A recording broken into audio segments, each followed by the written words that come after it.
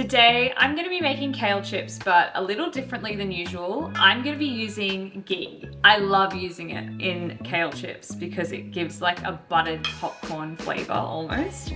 So our ghee is melted and I'm gonna be adding smoked paprika. Not sweet paprika, it has to be smoked because it gives you this incredible smoky flavor, and that's kind of what we're going for with these chips. How beautiful is this bunch of kale? I got it from Carriageworks. Produce you get from the markets is just like no other.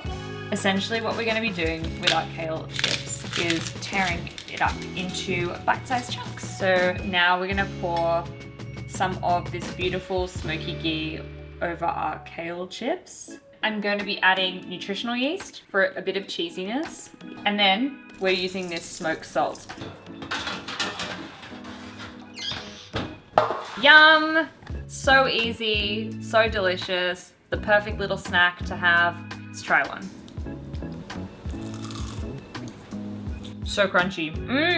And smoky. The ghee is like very light, but still gives you that like buttery flavor. Kale is delicious.